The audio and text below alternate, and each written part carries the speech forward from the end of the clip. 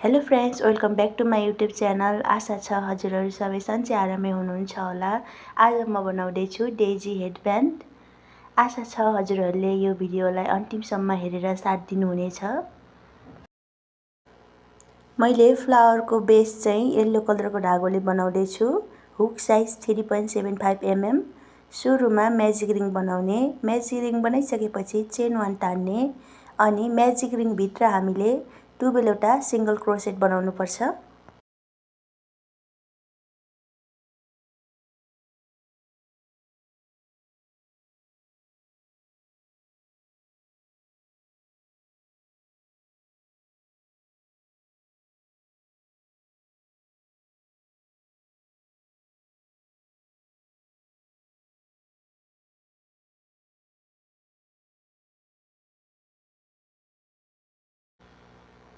दुवैवटा single क्रोसेट बनाइसकेपछि सुरुको स्टिचमा sleep stitch गरिदिने, चेन 1 लिने अनि धागोलाई काटिदिने। हामीले म्याजिक रिङलाई पनि बन्द गरिदिनुपर्छ।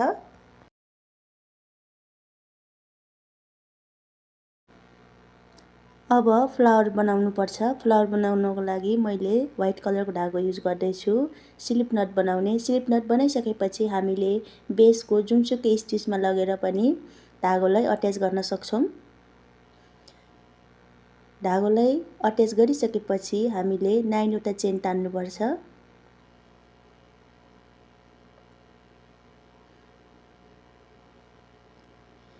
वटा चेन तानिसकेपछि हामीले अर्को स्टिचमा यसलाई स्लिप स्टिच गरिदिने। फेरि 9 वटा चेन तान्ने।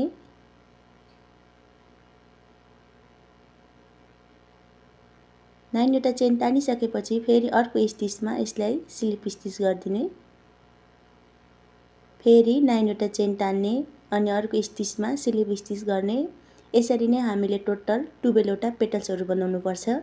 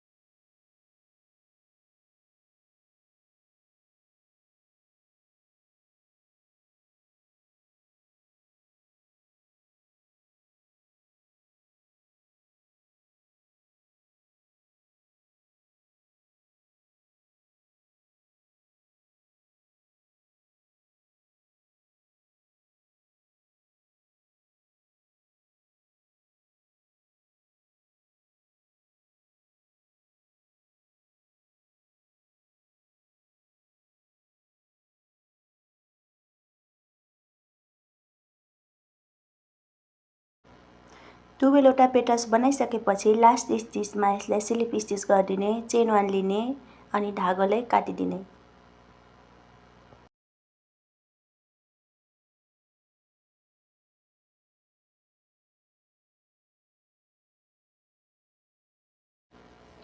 एउटा फ्लावर बनेर रेडी भइसक्यो। सेम पहिला जसरी नै हामीले अर्को फ्लावरको लागि पनि बेस बनाउनु पर्छ। मैले बेस बनाइसकेँ। अब फेरि म फ्लावरको पेटल्स बनाउँदैछु। पहिला जसरी नै बनाउने हो पेटल्सहरू पनि।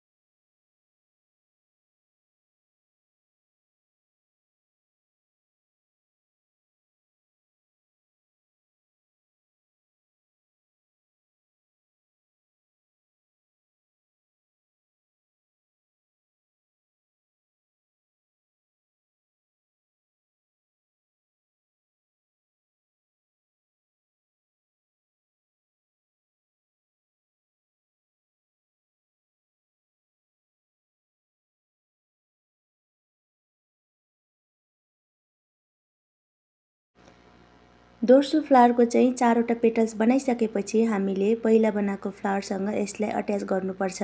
त्यसैले 4वटा पेटल्स बनाइसकेपछि 4 चेन तानेर हामीले पहिला बनाएको फ्लावरको जुनसुकै पेटल्सको 5th चेनमा लगेर यसलाई यसरी स्लिप स्टिच गरिदिने। स्लिप स्टिच गरिसकेपछि 4 चेन तान्ने अनि अर्को स्टिचमा लगेर यसलाई स्लिप स्टिच गरिदिने। हामीले एउटा पेटल्स यहाँ जोडिसक्यौँ। फेरि 4 चेन तान्ने अनि फेरि पहिला बनाएको फ्लावरको अर्को पेटलमा यसरी यसलाई स्लिप स्टिच गरिदिने।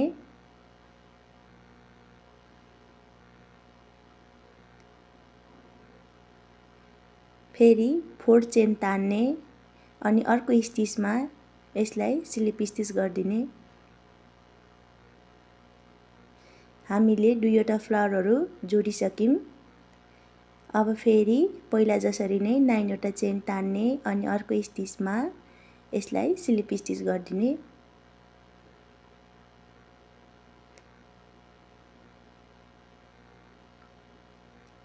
यसै गरी नै हामीले फ्लावरहरू जोड्दै जानुपर्छ। हेर्न सक्नुहुन्छ मैले 4वटा फ्लावरहरूलाई एट्याच गरिसकेँ। अब म 5th फ्लावरलाई एट्याच गर्दैछु।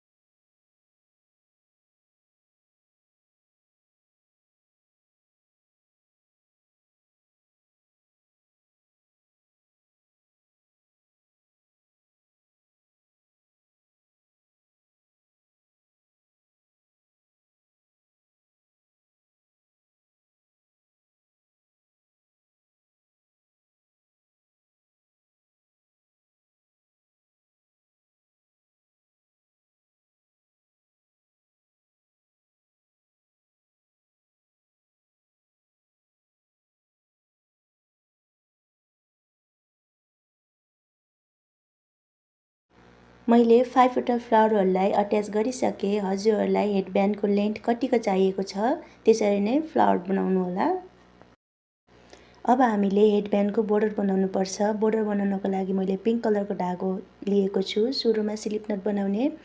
स्लिप नट बनाइसकेपछि फ्लावर्सको पेटलमा लगेर धागोले अट्याच गरिदिने। चेन 1 लिने अनि एउटा सिङ्गल क्रोसेट बनाउने। सिङ्गल क्रोसेट बनाइसकेपछि 3 चेन तान्ने अनि अर्को पेटल्समा लगेर एउटा सिङ्गल क्रोसेट बनाउने। फेरि चेन 3 तान्ने अनि अर्को पेटल्समा एउटा सिङ्गल क्रोसेट बनाउने। चेन 3 तान्ने फेरि अर्को पेटल्समा सिङ्गल क्रोसेट बनाउने। चेन 3 तान्ने। यसरी नै हामीले यसको बोर्डर बनाउनु पर्छ।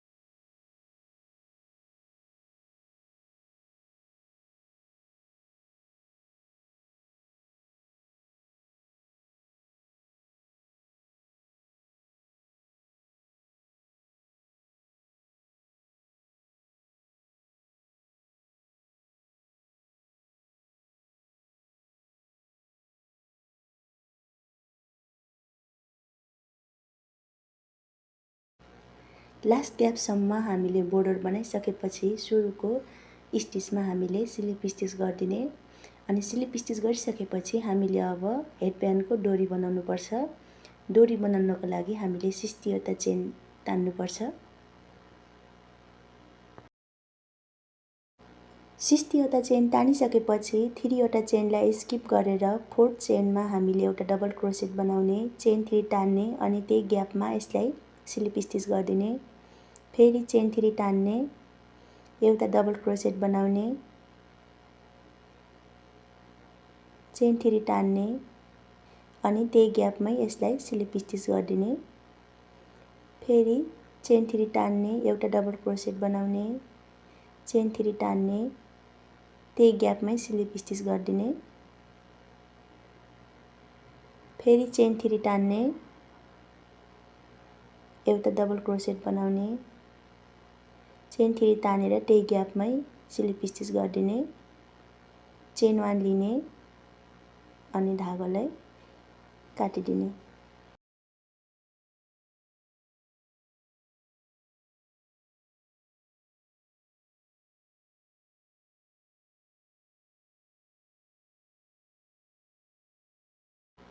अब हामीले हेडब्यान्डको अर्को साइडतिर पनि डोरी बनाउनुपर्छ। सुरुमा स्लिप नट बनाउने।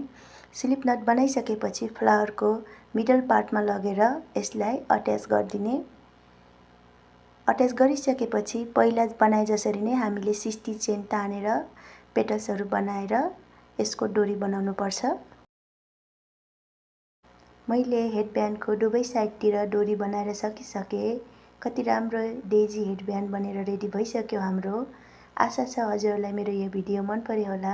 यदि मन पर्यो भने मेरो भिडियोलाई लाइक, कमेन्ट, सेयर गरिदिनु होला। मेरो च्यानललाई सब्स्क्राइब गरिदिनु होला। यतिन्जेल मेरो भिडियो हेरेर साथ दिनुभयो हजुरहरूलाई धेरै धेरै धन्यवाद। हामी फेरि अर्को भिडियोमा भेट्नेछौँ।